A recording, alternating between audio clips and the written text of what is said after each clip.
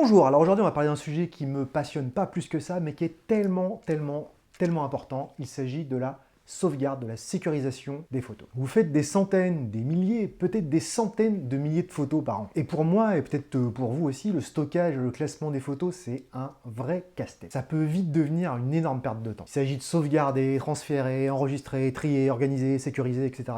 C'est tellement chronophage. Longtemps, j'ai un peu fait ça à l'arrache en me disant, bah ouais, je trierai ça plus tard, et puis pour l'instant, ça le va, ça le fait, quoi. Sauf que bon, la procrastination.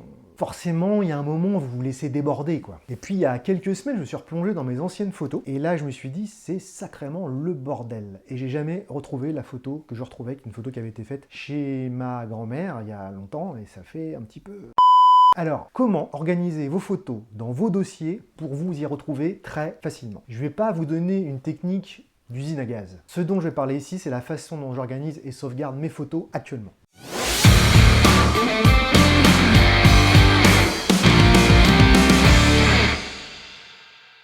Alors avant de commencer, je vous rappelle l'importance pour moi et pour tous les créateurs de contenu en général sur YouTube de vous abonner à la chaîne, de liker et surtout de commenter et de participer à la chaîne pour que on puisse être un petit peu plus connu, qu'il puisse y avoir plus de personnes qui nous voient. Je vous remercie et c'est reparti. Comment bien conserver ces photos? Quand on a des photos perso, c'est plein de souvenirs et puis on a envie de les avoir en sécurité, on a envie de les avoir pour la postérité. Si en plus vous faites de la photo de commande, vous devez pouvoir garder les photos de vos clients très en sécurité. C'est pourquoi avant de parler de tri, il me semble que c'est d'abord essentiel de parler de la pérennité des photos. Parce que c'est bien de s'y retrouver, mais encore faut-il conserver les photos. Il y a plusieurs solutions de sauvegarde disponibles qu'on peut mixer. Il y a le NAS, c'est des disques durs qui sont dans un serveur à votre domicile. Les avantages, c'est qu'on a tout au même endroit et que vous pouvez vous connecter de plusieurs ordinateurs en même temps. Vous pouvez le configurer pour accéder à vos photos via Internet, donc de l'extérieur de chez vous, et puis il y a un système de sauvegarde sécurisé. Les inconvénients, c'est qu'en cas d'incendie, de cambriolage, de dégâts des eaux, etc., vous pouvez tout perdre d'un coup, et puis il y a aussi le fait que ça coûte cher. Alors c'est la solution dont on entend le plus parler, et pourtant, je vais vous le dire après, c'est pas la solution que moi j'ai choisie, et c'est pour des questions de simplicité. L'autre solution, ça peut être d'avoir vos images en double dans le cloud. Donc il y a des services pour ça, les images sont sur un serveur extérieur. L'avantage, c'est que vous pouvez accéder à vos photos partout, à tout moment, que le système de sauvegarde est très sécurisé. Par contre, les inconvénients, ça va être que c'est l'utilisation d'un service extérieur, donc avec un abonnement, et que c'est très coûteux si on ramène ça au prix de 1 euro pour 1 giga ou pour 1 teraoctet de données. Le désavantage, c'est que même si vous avez la fibre, il y a une certaine lenteur, c'est assez lent pour télécharger, transférer les fichiers, pour les uploader, même pour les récupérer après. Ça peut être aussi compliqué si on change de prestataire pour mettre les photos d'un prestataire à l'autre. La troisième solution, c'est des disques durs. Toutes les images sont sur des disques durs externes, donc chez vous ou ailleurs. Les avantages, c'est que ça coûte pas très cher d'acheter des disques durs externes, et puis il y a la rapidité de transfert des fichiers, vous êtes soit en USB 3, soit en Thunderbolt, enfin bref, ça va très vite, et puis ça peut se transporter assez facilement. Les inconvénients, c'est que les disques durs, c'est fragile, vous pouvez le faire tomber en cas de sinistre aussi chez vous, comme un dégât des eaux et un incendie, comme ce que j'ai tout à l'heure pour le NAS, vous pouvez perdre toutes vos photos. Et puis, il faut souvent avoir les disques durs en double pour avoir les photos sur plusieurs disques en même temps, comme ce que fait un NAS avec si vous avez des disques en RAID. Et enfin, il faut organiser les sauvegardes et bien étiqueter les disques pour savoir où sont vos photos. Alors moi, la solution que j'ai choisie, je dis c'est pas forcément la meilleure, mais en tout cas c'est celle qui me convient actuellement. Moi j'utilise plusieurs disques durs externes et bien sûr des disques durs internes de mon ordinateur. Pourquoi? Déjà parce que c'est rapide, le transfert des fichiers se fait très rapidement et ça me convient très bien. Et puis c'est mobile, du coup je peux trimballer un petit disque dur comme ça de 2,5 pouces vraiment facilement. Enfin c'est vraiment simple, il n'y a rien à configurer, au moins pour une utilisation en copier-coller quoi. Alors quid de la redondance? C'est bizarre un truc comme mot. Alors, en fait, sur les serveurs NAS, effectivement, vous pouvez avoir plusieurs disques configurés de manière à ce qu'ils se copient automatiquement. Et moi, je fais pareil, sauf que je copie mes disques durs. Je copie un disque dur pour avoir l'autre à l'identique. Et au final, j'ai les mêmes données sur 2 disques durs externes. Alors du coup, il en faut 2 à chaque fois. Et sur mon ordinateur, sur mon PC, je garde uniquement les dossiers avec les photos les plus récentes, tant que j'ai de la place. Alors oui, il y a la possibilité de perdre des données, mais ce qu'il y a de bien avec les disques durs, c'est que vous pouvez les stocker à des endroits différents. Soit dans différentes pièces, soit un disque dur chez un ami ou un membre de votre famille, que vous voyez fréquemment, et de temps en temps, vous pouvez changer le disque ou le cloner, avoir des données dans 2 endroits différents. Je ne sais pas s'il y a une meilleure méthode de sauvegarde des photos, en tout cas, il y en a une qui est vraiment efficace, surtout pour vos photos de famille. Le moyen le plus simple de les pérenniser, en tout cas les photos qui vous tiennent à cœur, c'est de les imprimer, tout simplement.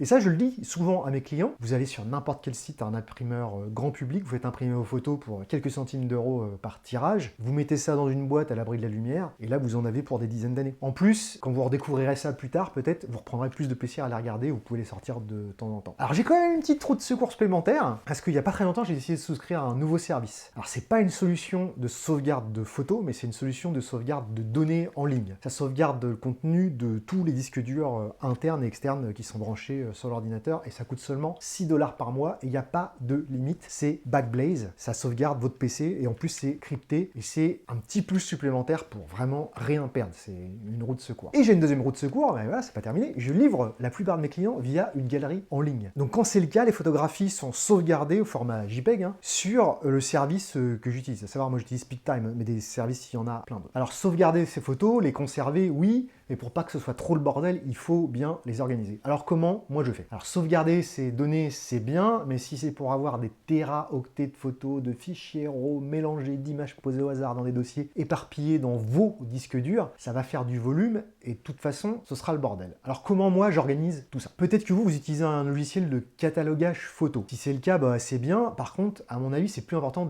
d'organiser les photos dans des dossiers, dans vos disques durs pour pouvoir tout trouver facilement sur un autre ordinateur par exemple. Pour vous donner une idée de mon niveau minimal de réflexion au début de ma pratique photographique, voilà comment moi j'organisais mes photos. Je crée un dossier en fonction du nom de l'appareil photo et en argentique, je notais carrément le nom de la pellicule, de l'objectif utilisé. Ça pouvait donner une arborescence du type Leica M6, Summicron 50 mm 4, Tri-X 400 ou Portra 160, etc. Je vais vous le mettre quelque part là. Et je devais en plus être à deux doigts d'ajouter le révélateur utilisé, voire le scanner utilisé. Est-ce que ça vous paraît faire sens? À l'époque, apparemment, j'attachais plus d'importance au matériel qu'à ce que je prenais en photo. C'est devenu un vrai casse-tête de retrouver les photos de cette période. Ce qui vous importe, c'est de retrouver vos photos par thème. Pour vos photos de famille ou de vacances, vous allez vouloir retrouver par lieu, date, voire les personnes présentes sur vos photos. Pour les photos de vos clients, vous voulez retrouver vos images par type de photographie, par le nom du client, pourquoi pas par la date, par le lieu. Moi, j'ai créé mon propre système d'arborescence de fichiers pour retrouver facilement mes photos. Je crée de grands dossiers par thème, par exemple architecture, couple, événementiel, famille, industrie, intérieur, voilà. Mariage, évidemment. Dans chaque thème, je crée un dossier par client si c'est une entreprise, un dossier par séance si c'est un particulier. Et s'il s'agit d'une séance, j'ajoute la date en commençant par l'année. Et pour les entreprises, un sous-dossier avec le shooting et la date. Par exemple, ça donne architecture pour Will Architect, AAA c'est le nom de l'année, donc 2021, 01, 24, immeuble Paris, rue Le Nôtre. Du coup, inscrire la date sous ce format-là, ça va permettre à l'explorateur de fichiers de les classer dans l'ordre chronologique en utilisant simplement le nom et pas en classant par date. Alors bien sûr, comme je le disais dans la première partie, tout ça c'est sauvegardé sur plusieurs disques durs différents. Alors avec tout ça, comment je fais pour retrouver mes photos préférées? En général, quand vous êtes à la recherche d'une photographie en particulier, c'est rarement pour récupérer les pires photos que vous avez faites. Donc pour ma part, je crée un autre sous-dossier en dessous de tout ça que je nomme Best of, par exemple, dans les dossiers qui sont déjà présents. Et j'ai également un dossier général nommé Instagram pour les photos que je vais poster sur Instagram. Ça paraît logique. À vous de voir ce que vous préférez. Alors, est-ce que moi, je garde tous mes RAW? Les fichiers RAW, ça prend beaucoup de place, et en s'accumulant, ça fait vite des dizaines de gigaoctets, et même des dizaines de téraoctets plutôt. Et moi, j'ai fait le choix de pas tous les sauvegarder, mais je sais que j'ai des collègues photographes qui gardent vraiment tout depuis le début, qui ont des disques durs de 12 Tera à l'appel. Moi, je les garde juste quelques mois, puis au fur et à mesure, je finis par les effacer en ne gardant que les fichiers JPEG édités. Tout simplement parce que ça évite la course au disque dur. Alors, en parlant de disque dur, justement, ils finissent forcément par se remplir. Enfin, de moins en moins, puis qu'ils sont de plus en plus gros. Et puis que les prix par gigaoctet sont à la baisse d'année en année. Et tout comme les cartes mémoire, ça nécessite de les étiqueter du coup. Moi, j'ai choisi de le faire avec la date des premières sauvegardes, des premiers fichiers que j'avais sauvegardés, et la date des dernières sauvegardes. Voilà, c'est un truc tout con d'archivage. Ce que je vous présente là, c'est uniquement ma propre expérience avec mon propre système, mais vous devriez avoir le vôtre. Vous pouvez vous en inspirer ou partir sur quelque chose de complètement différent. Et si vous avez de bonnes idées, d'ailleurs, vous pouvez me les mettre en commentaire. Je pense que ça peut profiter à tout le monde.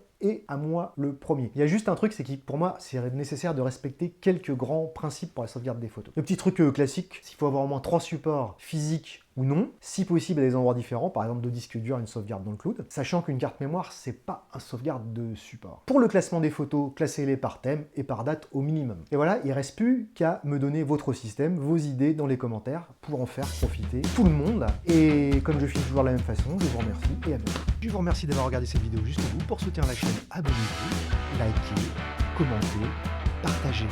Merci et à bientôt.